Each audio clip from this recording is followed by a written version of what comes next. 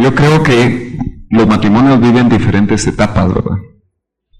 Y también las parejas tienen diferentes características. Por ejemplo, yo pienso que, aquí voy a dar yo mi opinión. Usted, como es mi opinión, usted la puede juzgar y usted debe tener la suya. Pero yo considero que hay momentos donde la madre debe estar con los hijos, especialmente cuando son pequeños y donde necesitan ser formados.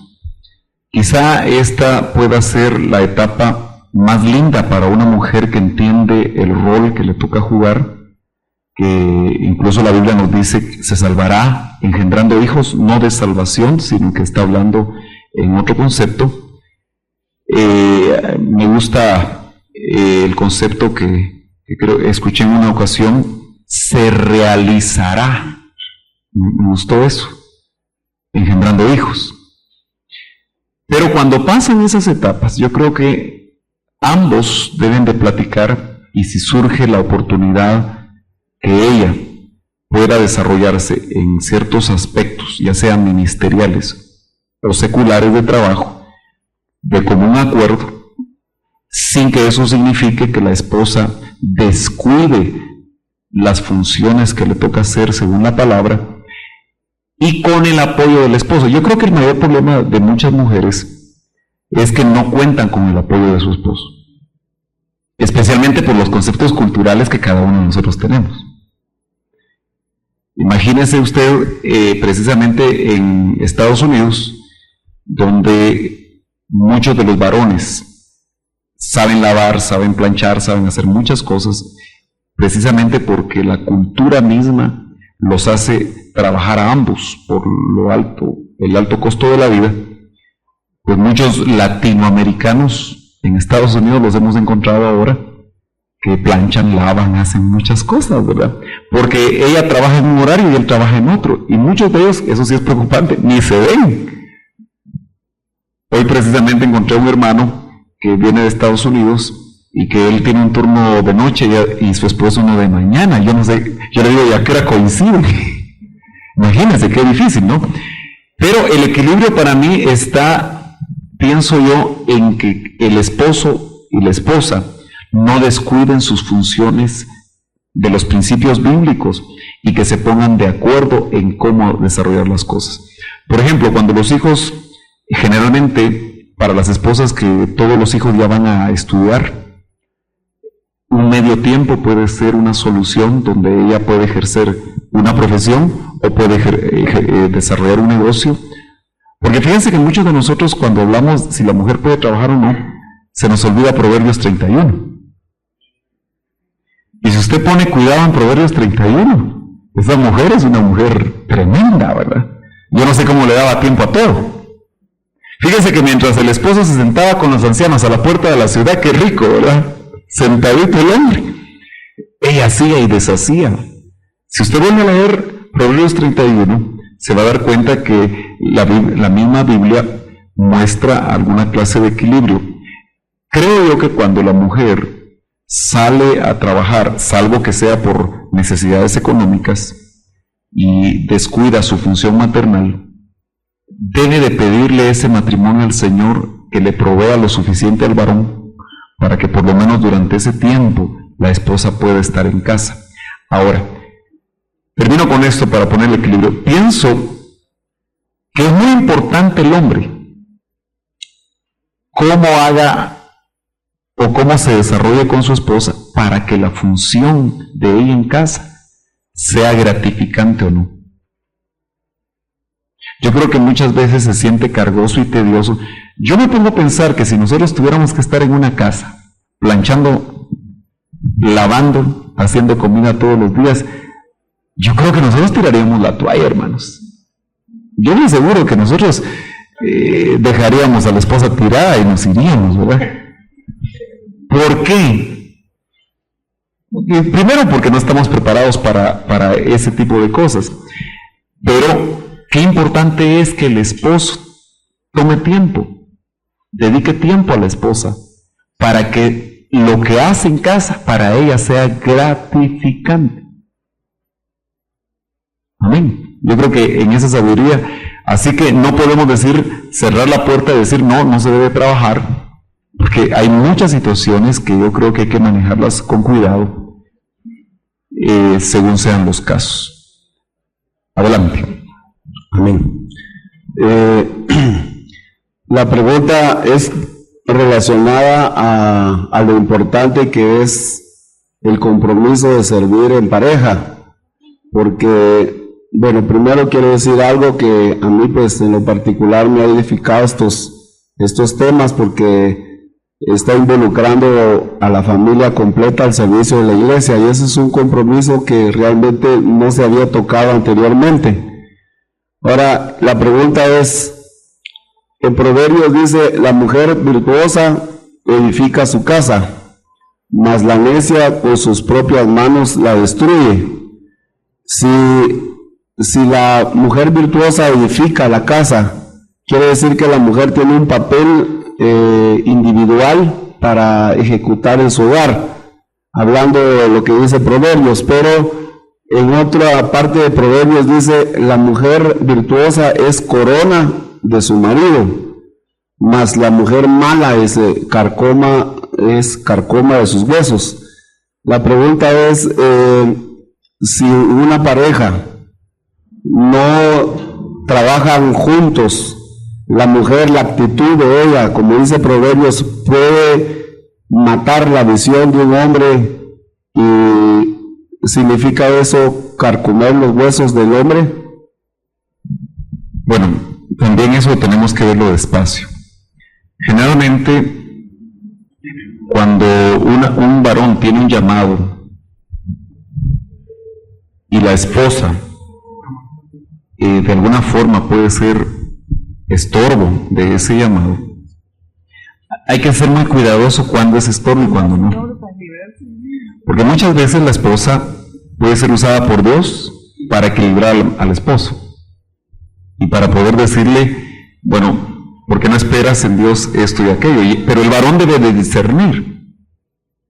Pero creo yo que cuando hay un llamado de Dios, Dios que llama por medio de su espíritu al varón, indudablemente tiene que estarle hablando a la esposa, por aparte, para que de alguna manera, o creo que la mayoría de testimonios que hemos visto, aunque la esposa en algún momento se estuvo deteniendo el llamado del varón, yo pienso que siempre hemos llegado a la conclusión de que Dios le habla a ella, y saben qué es lo que Dios espera. Incluso si hay hijos grandes, le habla a los hijos, porque va a ser precisamente un llamado familiar, debería de ser un llamado familiar, donde ellos se sientan involucrados. Cuando digo un llamado familiar, no necesariamente significa que ella va a predicar a la par de él y sus hijos también, sino que ellos van a entender todo lo que eventualmente ese llamado involucra. Ahora, indudablemente pueden haber esposas que definitivamente no entiendan la voz de Dios. Y al no entender la voz de Dios, podrían hacer eso lo que dice Proverbios. Pero en otras ocasiones también, fíjense que dice, la mujer sabia edifica su casa, mas la necia con sus manos la derriba. Eso significa que una mujer sabia, una mujer cuyo esposo la está motivando a meterse con Dios, porque a veces hay esposos que no motivamos necesariamente a nuestras esposas a meterse con Dios, por nuestra actitud, no por lo que decimos, sino por lo que hacemos. Y eso puede hacer que una mujer eventualmente se vuelva necia. O sea, un esposo hace su ayuda idónea. Fíjense que a Adán vemos que dice que Dios le hizo una ayuda idónea, pero notamos que Adán tenía que hacer a su ayuda idónea. Y falló en la manera de cómo él tuvo que trabajar a Eva. Nosotros también podemos fallar en la manera como estamos trabajando a nuestras esposas. Sí, no tienes el... En el Proverbio 27:18 dice, yo esto se lo aplico al esposo, pongamos, no sé si estaré bien, el que cuida la higuera comerá su fruto. Eso es, si el esposo forma bien a todos los de su casa, él mismo va. Y dice, y el que atiende a su señor será honrado para la esposa, pues, porque entonces uno recibe todas las atenciones del esposo. Proverbios 27, 18. Qué bonito, ¿verdad? El que cuida la higuera comerá de su fruto. Entonces puede ser que un varón está en los dos ángulos, ¿me entiendes? No haya cuidado la higuera y no pueda en el momento indicado comer de su fruto. Pero también puede ser que la higuera definitivamente, aunque el Señor la abonó y la preparó, no dio fruto. Y el Señor actuó en contra de ella. ¿Dónde va la...? Sí, Pati, disculpa, hermano, que hace rato que estabas pidiendo la mano. Hermano Sergio, el tema ha sido de mucha bendición para mí. Yo me alegro mucho de que muchos servidores que están acá presentes hayan escuchado este tema, especialmente porque en el momento que nos ha tocado trabajar en la cafetería, a los distintos grupos, aquí en la cafetería es donde se ha podido evidenciar lo que realmente hay en las casas, cómo se sirve en las casas, porque como que fuera un cuco en la cafetería para algunos servidores. Y yo te lo digo con libertad, porque lo he visto que algunos hermanos que saben que su grupo está trabajando y vienen con su Biblia y andan ahí con su Biblia y no pueden quitar un envase, un vaso, aunque su grupo sea el que está trabajando. Y yo sé que todos los que están aquí han tenido dificultad con eso, que solamente han sido siempre los mismos los que están en la cafetería, los mismos los que trabajan. Y es porque es algo que se refleja, que está en nuestras casas, ¿verdad? Fíjense, hermanos, que parece mentira, pero una de las cosas que nosotros deberíamos de apreciar es lo que Dios está permitiendo con nosotros. Porque yo les aseguro que si nosotros hubiéramos seguido en las edificaciones donde estaban, nos hubiéramos detenido más. ¿Saben por qué? Porque cuando uno lo tiene todo, se estanca. La oportunidad, independientemente de lo que sucedió, ¿verdad? No estoy justificándolo, entiéndame bien, sino que solamente esto, porque Dios trabaja con las personas que tienen que trabajar. Pero lo que concierne a nosotros nos está dando la oportunidad de ese tipo de cosas. Yo le voy a decir algo, y no es para echarle flores a la gente, pero ¿cómo me gustó? Yo tuve que estar aquí a las 7:30 el domingo.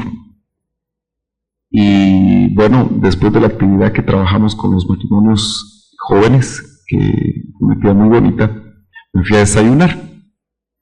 Pero cuando regresé, a las 9:10 pude ver a unos hermanos, me parece que del área de discipulado, ahí con sus hijos en la tienda. ¿Y cómo me gustó verlos con sus hijos ahí?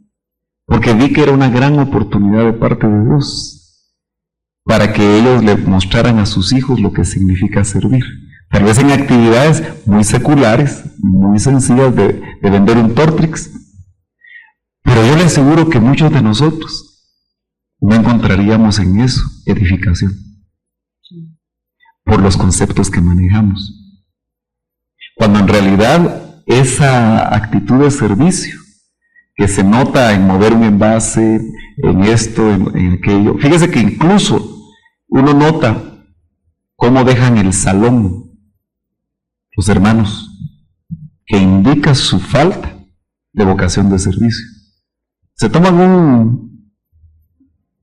una botellita de agua y ahí dejan la botellita. Esos varones y esas mujeres en su casa también dejan las cosas donde las encuentran. Y en eso pecamos todos, hermano. Pecamos. Porque no tenemos esa vocación. Entonces, la iglesia es un reflejo de las casas. Y creo que nos está dando el Señor una gran oportunidad para que nosotros mismos, como líderes, demos el ejemplo.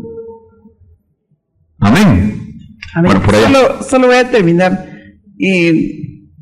algo que es único de la mujer es que es la única que se puede embarazar, la única que puede dar a luz y la única que puede amamantar. Esas 3 cosas no las puede hacer un varón.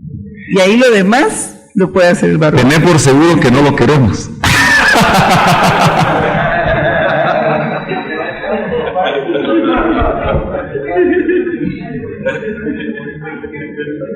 No lo envidiamos. Amén, hermano. Hermano, es un tema que verdaderamente es una bendición. Yo lo veo como un tema muy práctico en lo que es el Evangelio.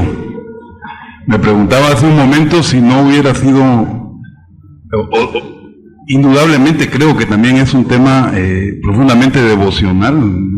Pensaba yo que bueno sería recibir una administración al respecto, porque yo me veía en el espejo de la palabra ahorita y hay muchos aspectos culturales que uno trae desde la cuna, ancestralmente, y no solo los refleja en su matrimonio, sino que los transmite a sus hijos. Como en la medida que la palabra va llegando, las actitudes van cambiando, pero en su mayoría, en la mayoría de veces, como que es un poco difícil botar ciertos patrones de vida. Y aunque uno en un momento dado se lo proponga hacerlo, es una carga el tratar de cambiar en ciertos aspectos. Yo he notado en lo personal que cuando el Señor ha hecho algún cambio, en muchos aspectos pasa desapercibido. Podría decir, bueno, ahora ya he cambiado en esto, cuando me doy cuenta he tenido un cambio, pero en muchos aspectos no logro el cambio. Persiste la cultura siendo algo que domina. Como una pregunta, ¿hasta dónde es adecuado, hasta dónde es correcto preocuparse por esa imposibilidad personal que aunque uno se lo proponga pueda dar esa talla?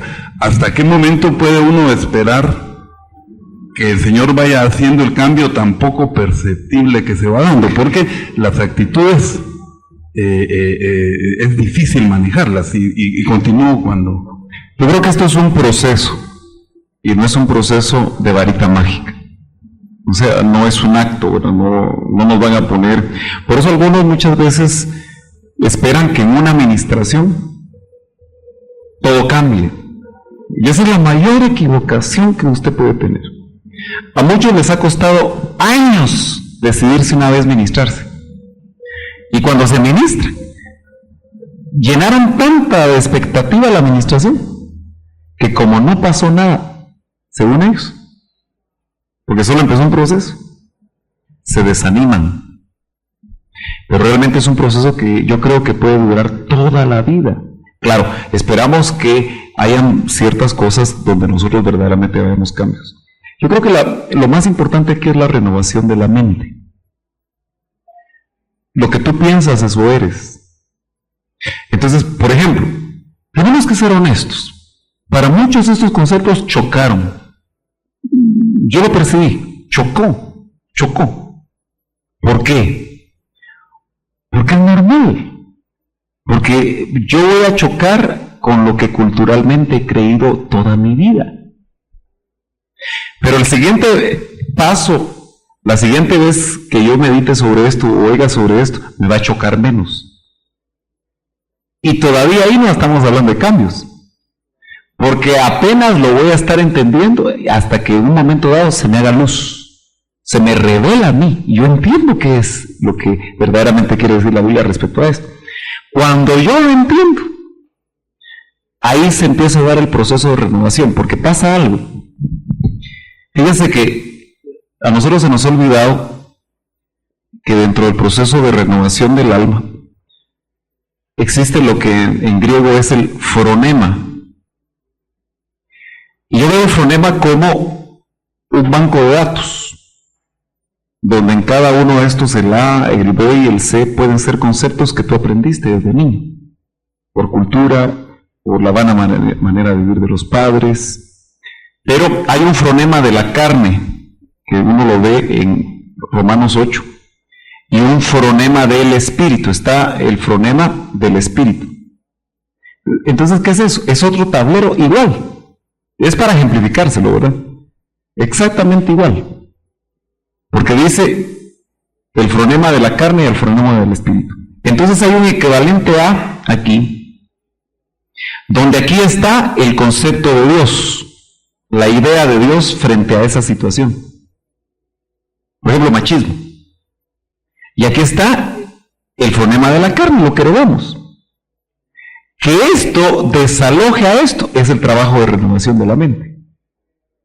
Pero puede tomar mucho tiempo.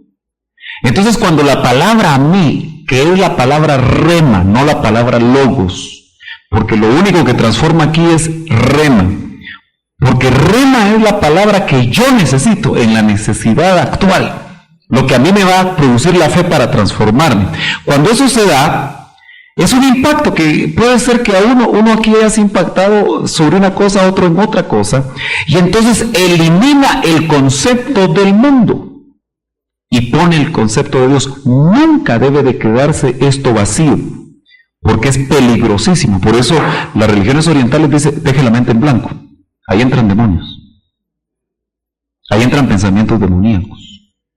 Por eso una persona que es ministrada y desalojan algo del mundo, inmediatamente tiene que entrar en un concepto de Dios a ese lugar. Si no, entra un demonio, entra un pensamiento inadecuado. Entonces, esto es un proceso porque haga de caso que esto es casi infinito, ¿verdad? De ideas del mundo, de la carne, e ideas del espíritu. Y la Biblia está llena de palabras con espíritu de adentro, que son las únicas que desalojan el concepto. Usted no lo puede hacer convencido, no lo puede hacer enseñado, nada más. Tiene que ser impactado por el espíritu, porque la palabra es espíritu. Y entonces empezamos nosotros a ver verdaderos resultados. Y aún en eso tenemos que crecer.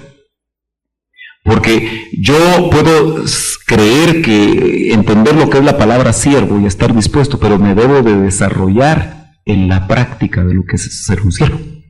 Sí, hermano, porque muchas veces yo he percibido en mi persona cuando he intentado un cambio de actitud, sobre todo en relación al servicio, que muchas veces lo que hay en el fondo es alimentar el ego, como que esa actitud de servicio no es la actitud correcta ante Dios, como que... Miren, yo pienso que todos nosotros tenemos ego. Y si nosotros decimos que lo que hacemos no pudiera estar mezclado con el ego, seríamos mentirosos. Por eso el doctor decía mucho, ¿qué te motiva? Es que nosotros tenemos que preguntarnos eso constantemente. ¿Qué me motiva? ¿Qué me motiva? Pero no le demos respuestas religiosas. Seamos honestos con nosotros mismos.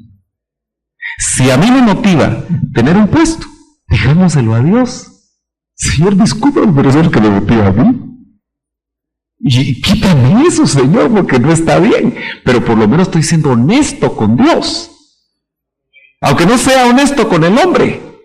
Empecemos primero siendo honestos con Dios, que Él lo sabe todo. Y a Él si no le podemos jugar la vuelta.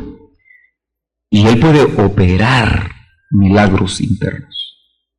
Sí, pues como recuerdo una anécdota en relación a eso, a la actitud y lo que la actitud refleja.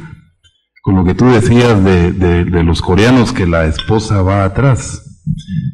Hay una anécdota que cuentan de Vietnam, en donde también acostumbran en las culturas orientales a que la mujer va atrás. Y un día un norteamericano advirtió que se había invertido la situación y las mujeres entonces caminaban adelante. Entonces le dijo, qué bueno, le dijo, se acercó al vietnamita que era pro-yanqui, le dijo, qué bueno que han cambiado esa actitud. No, le dijo, no es lo que usted piensa, le dijo. Antes caminaban atrás porque es nuestra cultura. Ahora, como ustedes minaron los terrenos, las mujeres van adelante.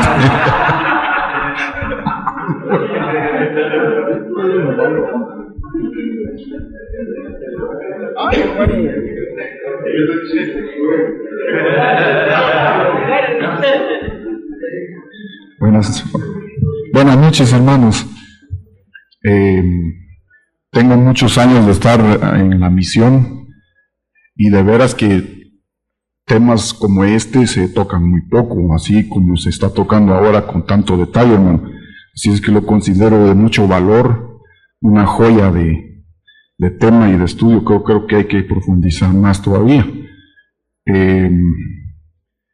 Fíjate que ahora se está organizando un retiro a nivel internacional de todas las iglesias de la misión para hijos de pastores o de los líderes principales de las congregaciones. Y parece que yo voy a ser uno de los disertantes. Y de veras que yo ya me estaba preocupando porque no hay mucho material para eso. Ahora ya me pasaste el chivo, hermano, ya.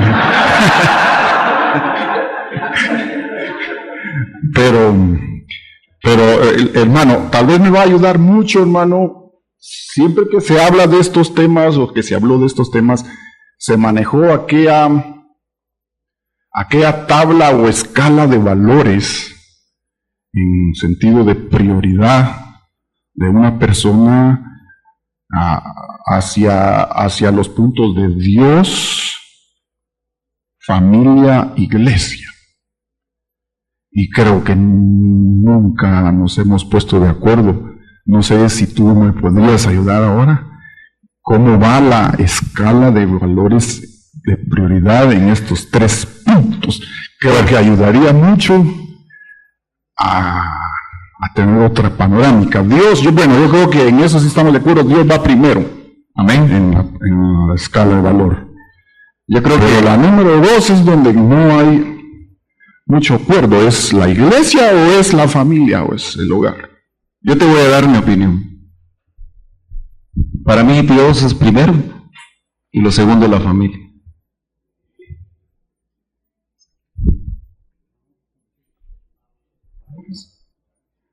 ¿Por qué yo lo veo así? Esa es mi opinión, como ministro. Y yo estoy pastoreando esta iglesia bajo estas prioridades. Si a mí me piden que yo invierta estos valores, yo no podría pastorear así, porque son mis convicciones. ¿Por qué? Porque considero, hermanos, que la Biblia nos ampara en cuanto a esto. El fundador del Ministerio Selim creía esto. Siempre lo creyó, pero no solo lo enseñó, sino que lo vivió. Yo puedo ver a Otito que Dios le ha dado un ministerio muy especial y que puede decir lo que dice, porque tuvo un padre que buscó primero a Dios y luego dedicó su tiempo a su familia. Si el doctor Ríos hubiera dedicado a Dios y luego a la iglesia, quién sabe cómo estaría su familia, porque conocemos demasiados casos de ministros, y seguiremos conociendo, que aunque creen esto, porque así lo enseñan, no lo viven. Fíjese que hay cosas que a veces yo digo en el púlpito que yo no sé si usted le presta atención, porque a veces las digo muy rápido, ¿no? Pero en una ocasión yo le dije a usted, yo soy un hombre que le voy a dar tiempo a mi familia para ministrar eso a los hombres de esta congregación. Porque si yo no le doy tiempo a mi familia, eso es lo que voy a ministrar a todos los hombres de esta iglesia. Porque hay muchas cosas que verdaderamente se ministran por espíritu. Entonces, yo le voy a decir algo. Para mí lo más complicado en mi función pastoral ha sido precisamente esto. Porque cuando a mí me llamaron a tiempo completo en el 88, yo estuve 6 meses, hermano, de ver muchas familias ministeriales. Y yo le dije, Señor, yo quiero una familia. Ahí acuñé yo esa frase. Es primera vez que la digo en general. antes que un ministerio. Porque vi a muchos ministros con tremendos ministerios, pero que se quedaron sin familia. Y yo le digo, si yo un día llego a darme cuenta que mi función ministerial, con lo que Dios me ha permitido amar todo esto, que estoy descuidando mi casa, me estafeta. Porque creo que delante de Dios, mi mayor gozo va a ser no presentarlos a ustedes. Mi mayor gozo va a ser presentar a mi familia primero. Y después, lo que el Señor me permitió hacer. Esto pareciera que cuando uno lo maneja así, uno te está teniendo en poco algo trascendental como es la iglesia.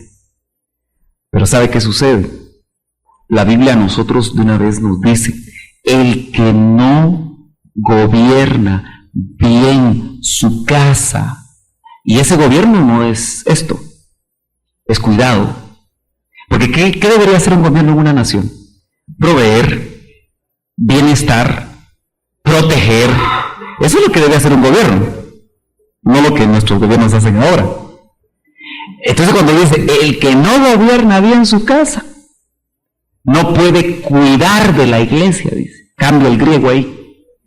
Algunos dicen, no puede gobernar la iglesia. No, el griego dice, no puede cuidar. El que gobierna bien su casa, lo ponen a cuidar la iglesia. No a gobernar la iglesia, a cuidar la iglesia. Entonces es interesante porque para mí eso me inhabilita.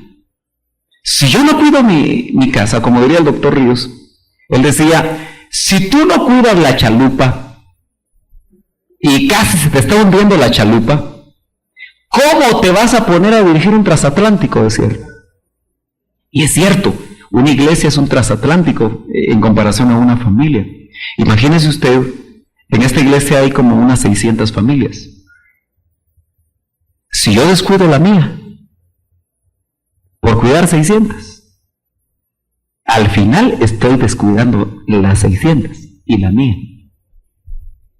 Esa es la realidad. Porque en otras palabras, cuando nosotros ponemos a la iglesia aquí, estamos dándole más énfasis al ministerio, y es decir, a nosotros mismos. Porque cuando Dios es primero, inmediatamente la familia es la que toma el lugar. ¿Yo por qué hice esta pirámide? Porque para mí las prioridades es piramidal. Porque si no tiene una base, no va a lograr esto ser estable. Entonces, Dios, familia, iglesia, y así se van ampliando todos los roles, ¿verdad? Por ejemplo, iglesia es para el que está de tiempo completo. Pero el que no está de tiempo completo, ni siquiera esto es su prioridad. El tercero sería trabajo. Si estudia, estudio, y luego sería iglesia. Si eso no fuera así, entonces ustedes, yo podría decirles, hermano, su prioridad es la iglesia, así que por favor, los días jueves cuando trabaja, que necesitamos que nos cuiden carros, véngase, deje su trabajo. Estaría en contra de lo que dice la Biblia, porque dice, el que no trabaja, que no coma. Entonces, el equilibrio que nosotros tenemos que tener es realmente yo sigo creyendo eso, hermano. Lo he creído desde que tenía 11 años. Y lo veo totalmente amparado en la Biblia. En algún momento dado, probablemente otras personas puedan pensar de diferente manera, pero yo respeto cómo puedan pensar otras personas. Pero yo considero, hermano, esa es mi opinión, estoy viendo que por aquí es la opinión de muchos, pero que la Biblia nos ampara totalmente.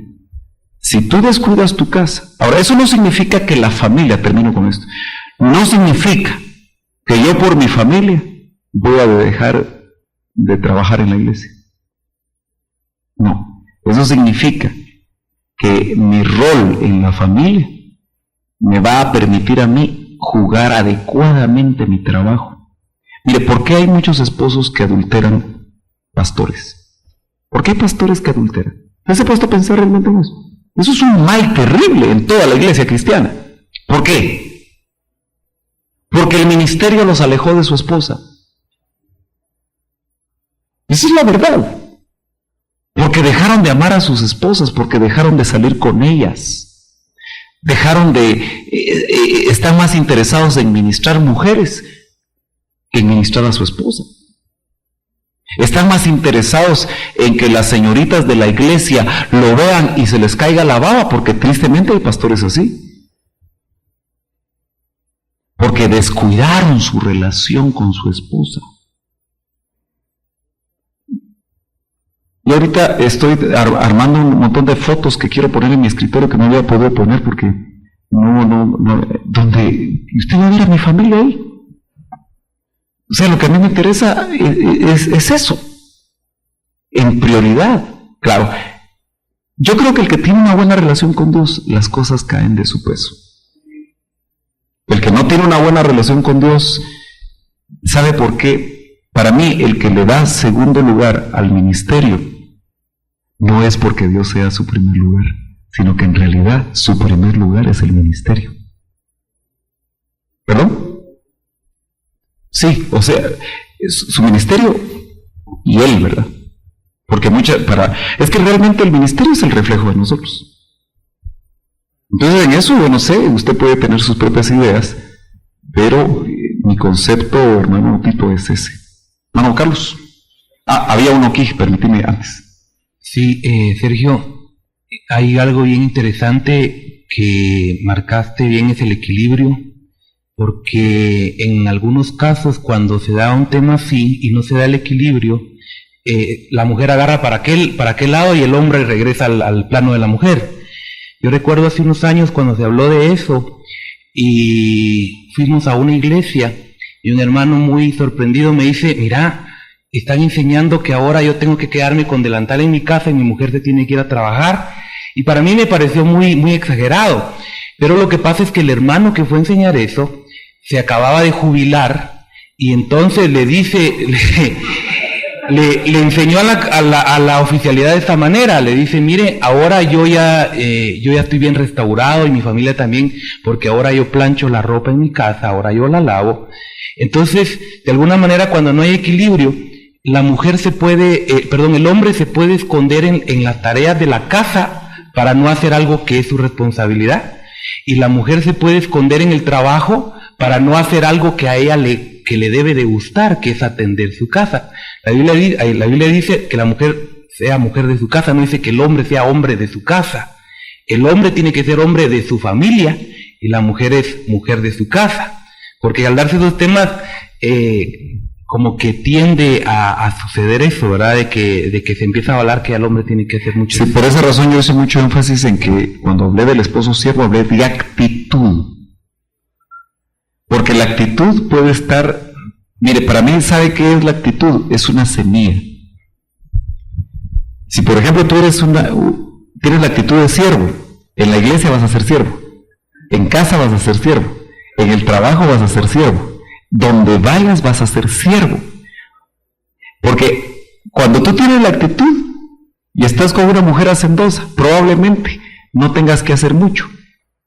Pero si tienes la actitud, en muchas ocasiones tú vas a apoyar. Acuerden lo que estoy diciendo, apoyar. Y mira, hagamos juntos esto y sale más rápido. Mira, ¿por qué no yo te ayudo con esto y tú haces esto? Eso es un concepto que yo creo que nosotros tenemos que abrirnos, que es actitud. Pero la mujer, dice, sea hacendosa de su casa. Por eso les dije, yo no estoy hablando de funciones. En otra ocasión, en un tema matrimonial, podemos hablar de las funciones de la esposa y las funciones del esposo. Aquí hablamos de la actitud del esposo siervo, que generalmente no está por la cultura. ¿Por dónde iba la cosa? A mí, hermano, yo solo quería hablar de algo que tal vez no se ha hablado mucho, es sobre los hijos siervos. Yo veía algo, ¿verdad? Tú decías que la base para los siervos, los hijos siervos es Efesios 6:1-3, pero también me llama la atención el verso 4, porque dice, y vosotros padres no provoquéis a ir a vuestros hijos, sino criadlos en disciplina e instrucción del Señor. A mí me llama mucho la atención porque cuando en un hogar hay un padre dominante y una madre servilista o servil, ¿verdad? Muchas veces desequilibra a los hijos y los lleva a ira. Y muchas veces y si son servidores de la iglesia, nosotros vemos aquí reflejado en la iglesia que los hijos son rebeldes, que son indisciplinados, que no les gusta buscar de Dios, pero no nos hemos dado cuenta y que queremos que ellos lleguen a un camino, pero no nos hemos dado cuenta que es provocado por todo esto, ¿verdad? Yo creo que la provocación a ira, dimos un tema un viernes sobre esto. Y yo creo que muchos de nosotros caemos fácilmente en provocar a ira a nuestros hijos. Porque generalmente no solamente no damos el ejemplo, en muchas ocasiones, sino que no los enseñamos, no los instruimos y muchas veces solo los corregimos. Y eso, es que miren, lo más fácil es agarrar el cincho y decirle, ¿vas a hacer esto o no lo vas a hacer?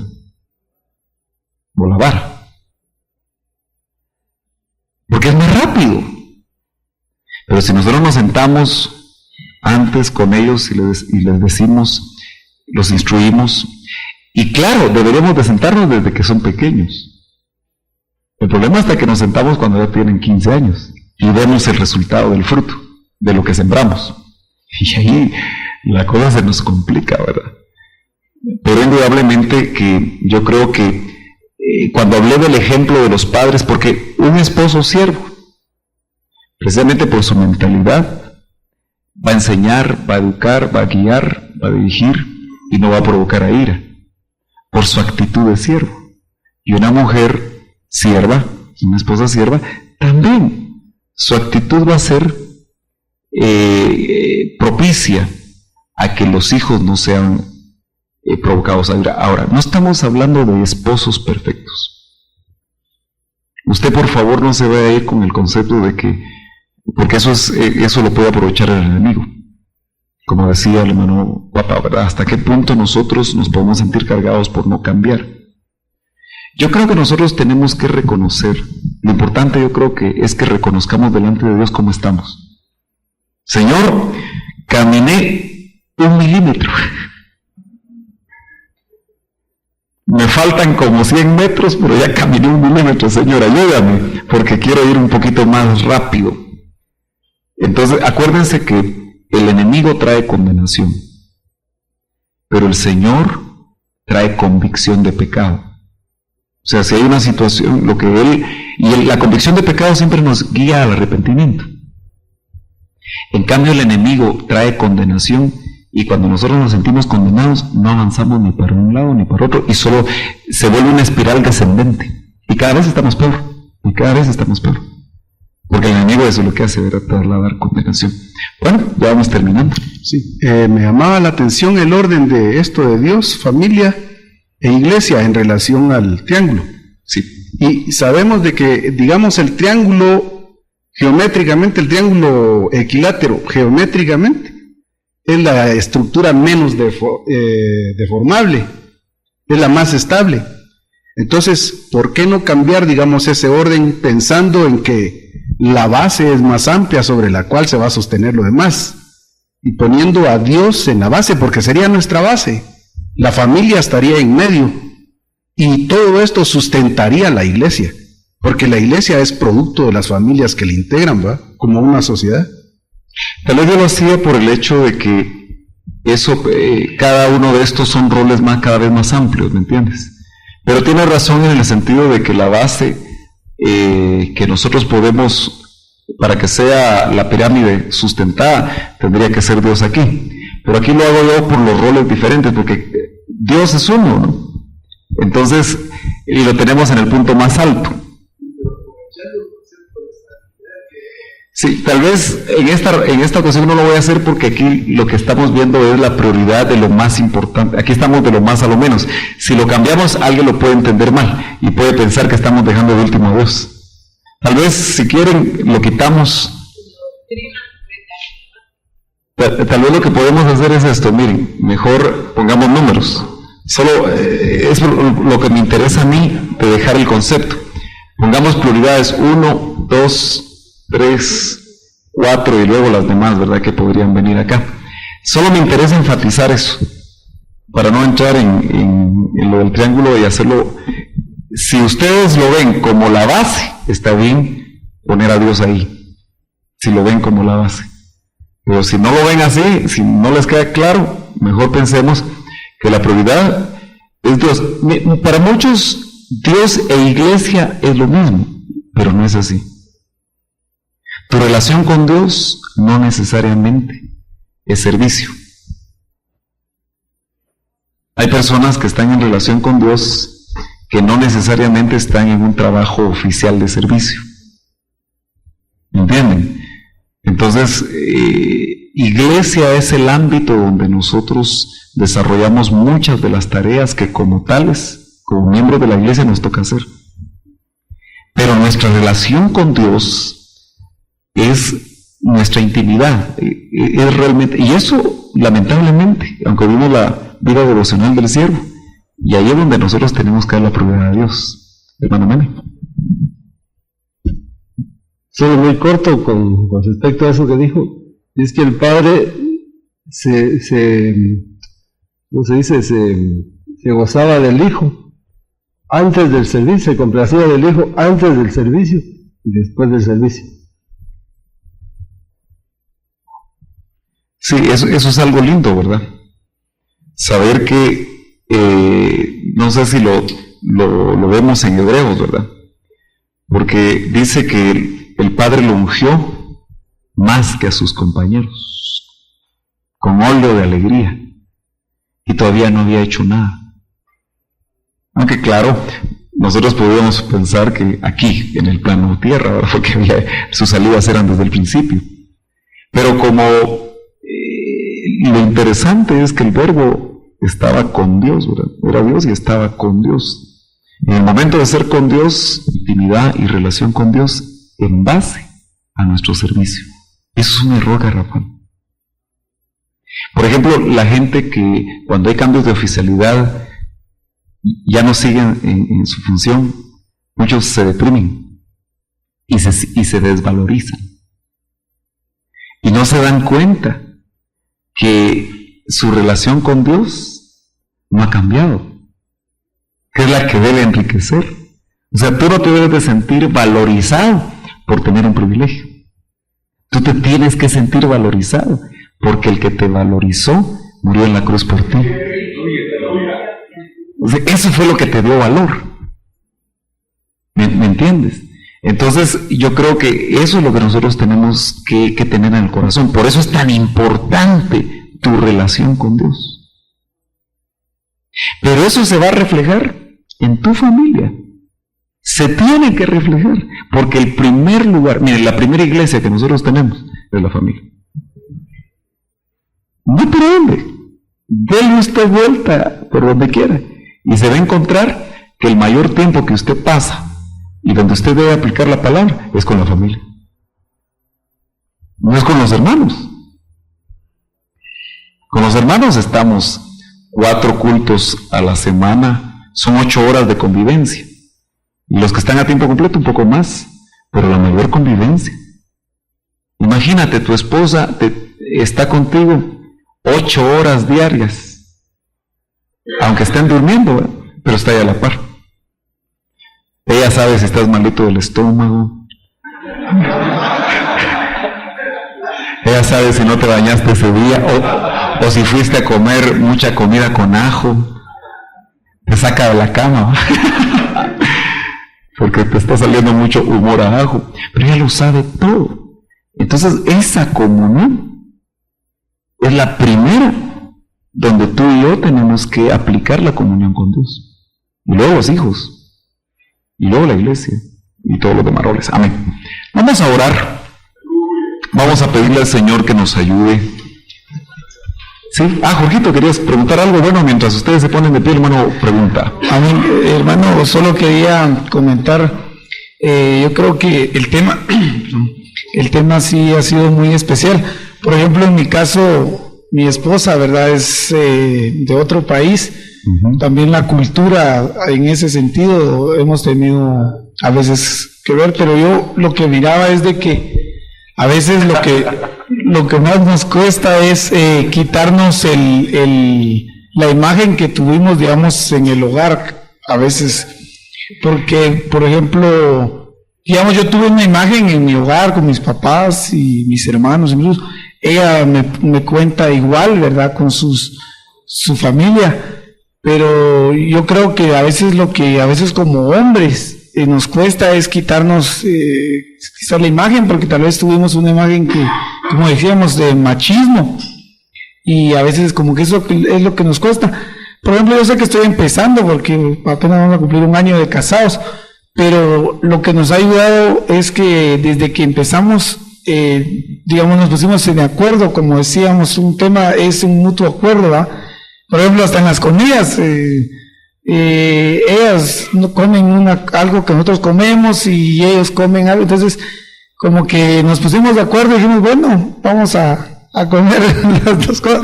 Pero yo creo que a veces lo que nos cuesta entre los matrimonios es quitarnos la imagen que tenemos, y por eso tal vez entra la cultura, ¿verdad? Porque yo traigo una cultura y pues yo traigo otra. Es que esa es la vana manera de vivir de los padres. Acuérdese, vano en el griego es vacío. Es la vacía manera, es decir, que no hay nada ahí para Dios.